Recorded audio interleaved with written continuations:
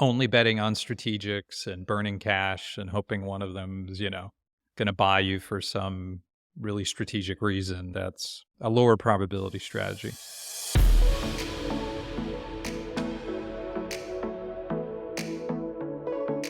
Welcome to Founded and Funded. I'm Madrona Managing Director Tim Porter, and today I have the privilege of hosting Marc Osofsky, CEO of Jama Software. Under Marc's leadership, Jama transformed into a powerhouse in requirements management and traceability, culminating in a $1.2 billion acquisition by Francisco Partners in March 2024. Marc's journey with Jama offers a masterclass in strategic growth, operational efficiency, fostering a results-driven culture, and navigating to a successful exit, all critical areas for any founder or operator aiming to scale their business. Today, we'll unpack Marc's approach to turning conventional wisdom on its head. We'll explore how focusing on intentional strategies can lead to sustainable success.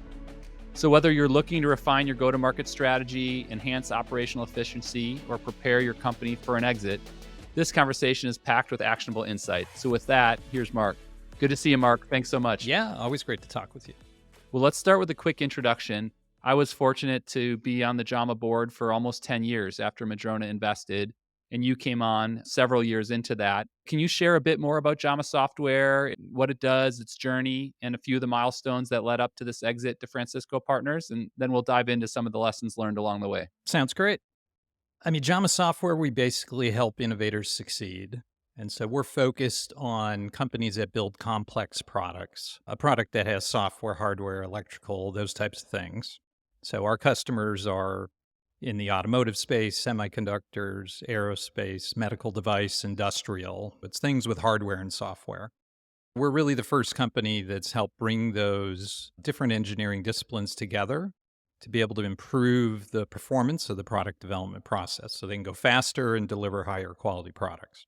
Marc, part of what inspired this podcast was you were gracious and came and spoke to all the CEOs in our portfolio at our recent CEO summit. And that was super well received. And as we were talking, I realized, wow, there are a lot of learnings here that you've been thinking about. We should share this even more broadly. And this framework you had for thinking about those lessons learned, I also thought was really interesting. And that is to contrast sort of conventional wisdom with this idea of intentional wisdom. So this idea of accelerating growth, so many companies across our portfolio in the world right now has gone through this period of slowdown. And it's like, how do we re-accelerate growth? How do we keep growing, but how do we do it efficiently? And the conventional wisdom around accelerating growth is, you have to do it fast. You have to scale your sales team. You got to hire more people. You got to focus on quota and headcount and capacity.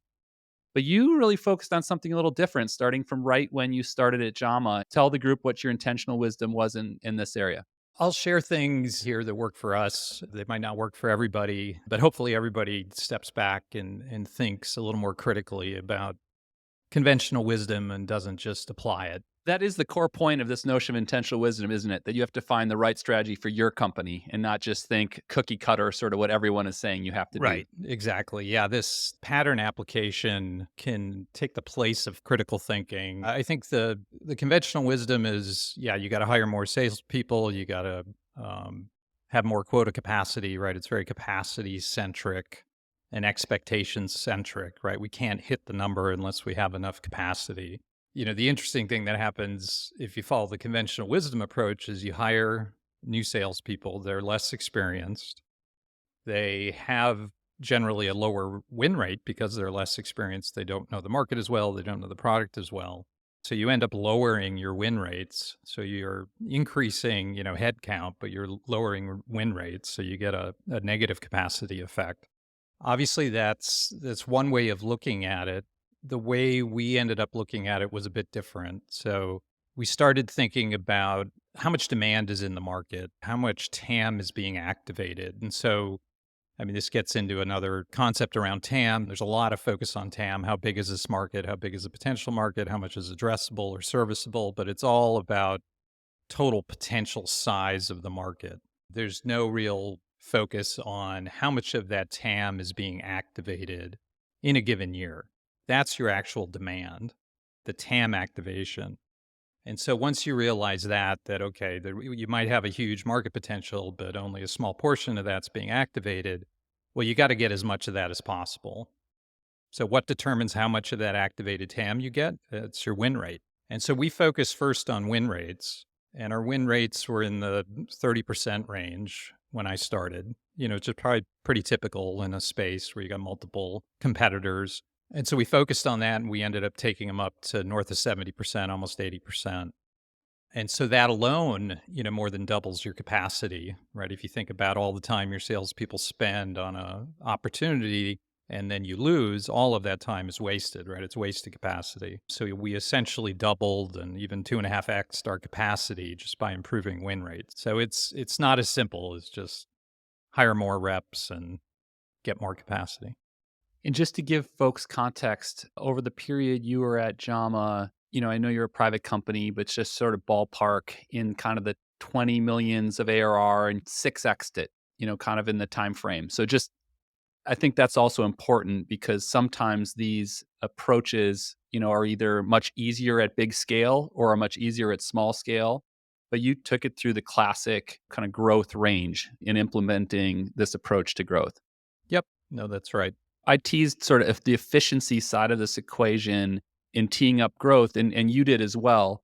And clearly increasing, doubling or 2.5xing your growth rates creates a lot of efficiency, but that was also only part of it. And you got to a very high rule of 40 at Jama, which is growth rate plus free cash flow rate.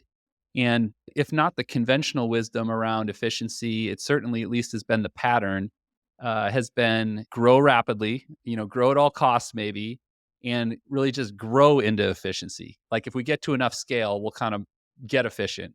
But if we don't, then we got to cut. So you end up in this sort of, grow then cut trap, which is a phrase that you actually used, and I'm grabbing here. Talk a little bit about, what Jama did to avoid this grow and then cut trap, in addition to this focus on win rates. Yeah, I think it's an interesting topic. I mean, and maybe some companies have pulled it off. God bless them if they did. I think it's a really hard thing to do. So I was always nervous of falling into that trap. And the main reason is I think it's a completely different culture. An efficiency culture, if you go back to the Walmart days or something, and the whole management discipline and culture around Walmart, just how cheap they were about everything they did as a corporation, right? That got embedded into the culture and embedded into how they did business. They don't want to waste a single dollar and have that increase the prices of the products. So that culture, I think it's really hard to flip. Take a company that has a spend like crazy culture and then flip it to all of a sudden being efficient, right? Nobody knows how to operate. Everybody thinks it can't be done. They need more resources. And so I think you have to start that culture early and really demonstrate that, yeah, we can grow and we can do these things in a very efficient way and build on that. So we were very intentional about that. It was one of the reasons why we didn't want to go into this excessive spend environment. I remember some of the things that you did in this area. Some of it's a big part of it's hiring and team building. So there was very little overhead in the organization. Everyone was either building product or selling product for the most part. Right now, a lot of people are coming back to the office. Frankly, we're seeing a lot of benefits for innovating and things back in the office, but you went very much remote, found subject matter experts wherever they were. Maybe talk a little bit to some of those actual decisions and approaches you use to bring this culture of efficiency to life. We probably are a bit unique in terms of our virtual first approach. So we shut down the office right after COVID, like most folks. But at that same time, we decided to shift our whole go to market team. So sales, pre sales, consulting, customer success to be aligned vertically. And that we wanted to bring vertical expertise into the company. And when you think about, well, where's the expertise for automotive versus medical device versus aerospace? They tend to be in very specific geographies in the US and in Europe and in Asia. So there's nowhere we could find all of that expertise that could be commuting distance to Portland, Oregon, which was where headquarters was. For that reason, mainly, we decided to stay virtual first. And we left the office open and available for local folks, and they could use it if they want, but we didn't force people into it. So that was really the main driver. Is we focused on talent first, not geography or focusing on an office. I mean, there's great things about getting people together, and we still do that. Obviously, there's huge energy and creativity when that happens. But our primary driver was how do we attract the best talent we can, no matter where they live? And that's really proven to be effective for us. There's a broader point here that I think was one of really the key strategic decisions Jama made, which was to go vertical, to focus on these specific industry verticals that you've alluded to a few times. And I think that had impact on growth, this concept of activated TAM, which maybe you can say a bit more about, because I think that's really interesting. And a lot of people, including a lot of investors, get that wrong probably. To keep with our approach here, the contrasting and conventional wisdom there is like you got to be broad to grow and be big. And that was something that we were trying to do for a number of years at Jama's, be the really broad horizontal requirements product management platform. And that just didn't quite land the way the company started to take off once you put in this vertical orientation. I think this horizontal view of the market tends to lead to a conventional wisdom for the go to market team to be geographically aligned. The original origin of that, I believe, was around assuming face to face visits for salespeople, and you wanted to minimize flight time and costs and how many calls could a sales rep make in a day. And so you focused on geography and cost. That also leads to treating Europe like a single geography and having a head of sales in Europe. And then that leads to tension always between, the US and Europe around accounts because so many accounts are spanning geographies. And that tension never is productive and it's actually challenging to manage. So that's sort of the conventional wisdom. Do it by geography. So the reason we didn't, it's going back to the win rates, is we were digging into the win rates and saying, okay, why are we only winning 30% of the time, and doing win-loss analysis and really digging into why did we lose and why did we win. We realized that fundamentally we had this horizontal product that was highly configurable. And when we had a knowledgeable person in the sales cycle that knew that industry and knew our product and could bring those two things together in terms of here's the best way to deploy and configure the product and meet industry standards, we'd win almost all the time. When we had someone there who just happened to be in that geography and didn't know their industry and really didn't know what they were talking about and couldn't get to the depth of the details, we'd lose. And so that led to say, okay, well, we should really focus on industries and make sure in every one of these meetings that the people leave a conversation with Jama saying, wow, these guys really get us. They understand our industry. They understand what we're trying to achieve. They speak our language, right? It's all those things you want to hear. And none of the other companies we talk to do. So that's why we focused on industries. And that's the main reason why the win rates came up. But I think companies sometimes resist this notion of going vertical because they, I don't know, if overestimate the kind of complete overhaul that it takes to be able to do this. I mean, you did a really authentic job of tailoring product and messaging and kind of customer empathy and understanding into these specific verticals: med device, automotive, semiconductor. But I was also impressed that the process didn't take a decade. You were able to make it happen pretty quickly. And I guess it's no one thing, right? It's you hired people that had the right experience, you put the right playbooks in place from a go-to-market side. You just have to really commit, I guess, across each of those areas, and then you can make this happen. Yeah, we tried to be just a bit systematic about it because it is a lot when you take it all the way. And now we've moved to business units even. So that's sort of the full extension of a vertical focus. But the starting point, we focus really on the customer and that interaction and the expertise that mattered, and start there and start with the demos and how do we tailor those and how do we get the right people there from a pre-sales perspective and then post-sales and consulting. So we just took each step at a time and we created templates and approaches that we could apply across all the industries, right? Here's how we do those things. And we created industry solutions that we productized, right? So those configurations of the product for each industry becomes products in themselves. But we didn't start there. We just started right with the expertise and the moment of truth with the customer at that moment. How do we demonstrate in the product, in the demo, in the person, expertise that we can solve their problem better than anyone else? I'd be remiss to not mention, I think part of what helped you execute here so successfully was there was a great product and a great insight into market need. And the Jamanians that had been there before you had done a great job, from the founders to other people. So there was a great foundation, but you were able to tune in ways that really helped growth and efficiency both take off. This concept of culture has come up a number of times. Again, conventional wisdom, right? What is culture? Culture is defined by mission, vision, values. And if those things are super important, like you need to have those, Jama has those. But I think part of your intentional wisdom is also like it only really becomes impactful if you turn it into daily habits and behaviors. Maybe talk about how you were able to do that and just your philosophy on how to drive and build a high performance culture. We started with the definition, which I think is always hard. Like, what is culture?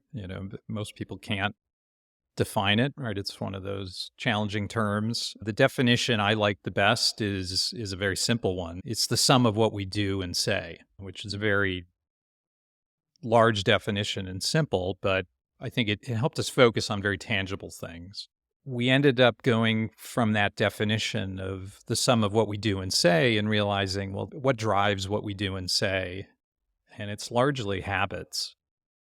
And we tend not to think about habits in a work environment. We think about habits in our personal life, about we want to eat healthy, we want to exercise, those are habits.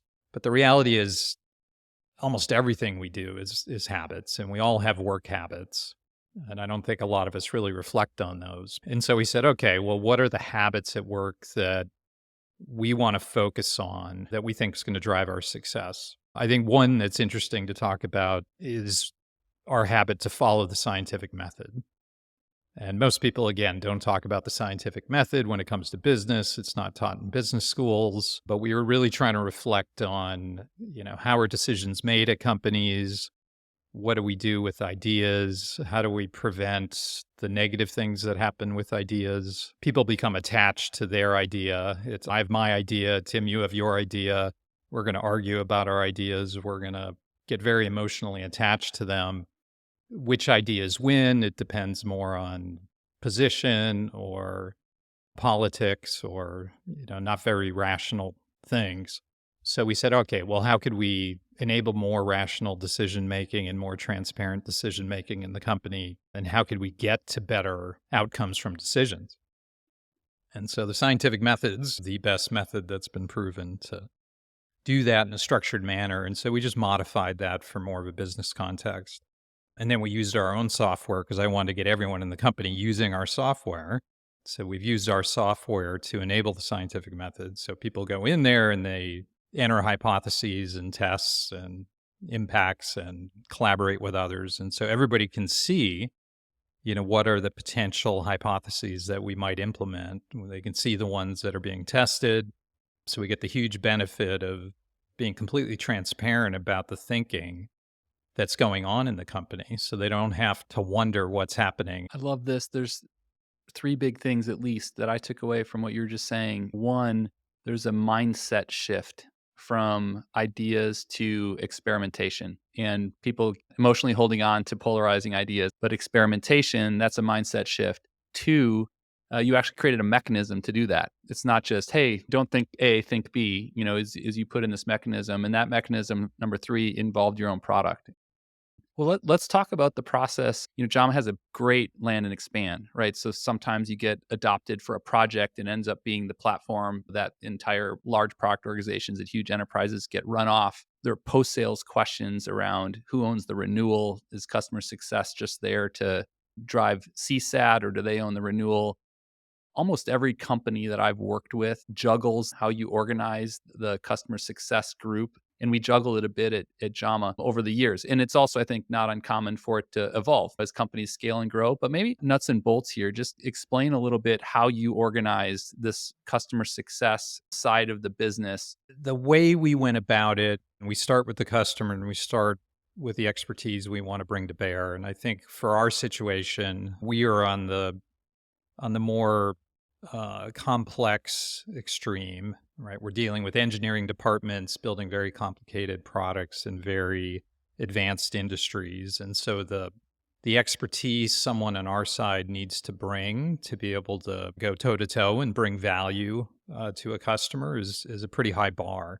That's really a consultant. I think that's too high a bar to expect out of a CSM profile. I think on the other extreme, if you're more of a horizontal product that's more workflow or more structured, doesn't have this level of complexity, right? Then a CSM can play more of that consulting role. So I think that led us to put the expertise for best practices and post-sale adoption in the consulting group. And so the CSM team leads all the commercials, leads the relationship with the client, leads, expansion conversations and sort of quarterbacking the whole experience. But we're not putting the extra burden of them to try to, okay, and you have to be an expert in this very complicated engineering field. So. And did that function report into you? You also had a great head of sales, and on that side, I was trying to remember who actually owned this responsibility. Was it sales, or was this a direct to you as CEO? It evolved over time. So now it all Yeah. rolls up to our CRO, Tom Secchi, who's wonderful. But yeah, previously, while it was sort of in a nurturing state, all of us had so much to do. So I was taking that on. I'm a former consultant, so it's an area I enjoy. So bit of an evolution. Yep, makes sense. Let's talk about the process of selling to Francisco. It was an important process and milestone for the company. I think back to our conventional versus intentional wisdom, there's conventional wisdom, at least in my world in VC, around great exits require, sexy markets, really rapid growth rates. You had solid growth rates. I mean, your growth rates were 25, 30%. So then, which are not easy to come by in this market. So your intentional wisdom was, a balanced approach with growth and profitability, as well as some strategic positioning. Maybe talk about how you really ran that process, including, what precipitated it, that it seemed like the right time, and then going all the way through, which was a pretty lengthy set of discussions and strategic decisions that culminated in this majority sale to Francisco Partners. It was a bit of a blur then. First it went slow, then it went fast. Right, exactly. I mean, the most important thing I think for founders, CEOs is if you can generate the rule of numbers, right? If you can have profitable growth and get that rule of 40 or even rule of 50, if you can get there as you scale up, that lets you really control your destiny more because then financial buyers come to the table that, really buy on the numbers. And so we were able to attract that whole swath of potential investors because of the numbers. And then because of the numbers, then they dig in. Some already knew the space, those that didn't, learned about it. But that's the best thing about profitable growth is you bring all these financial buyers to the table. And there's so many of them now, and there's so many great ones, and there's so much capital and dry powder out there. And they're for high quality assets that are delivering those high rule of numbers, the valuations are quite fair and exciting.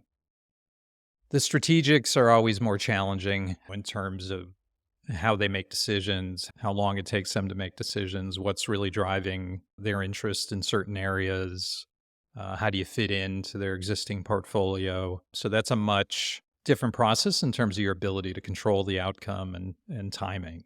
We had both strategics and financial sponsors involved. And so, we went through all of those different experiences. But I think that's the fundamental difference, right? It's if you can do profitable growth and deliver these kind of numbers and have these kind of win rates, you can control your own destiny. And then hopefully, you're in a fortunate position. You might have a chance to choose between a financial sponsor or a strategic. But only betting on strategics and burning cash and hoping one of them is, going to buy you for some really strategic reason, right? That's a lower probability strategy.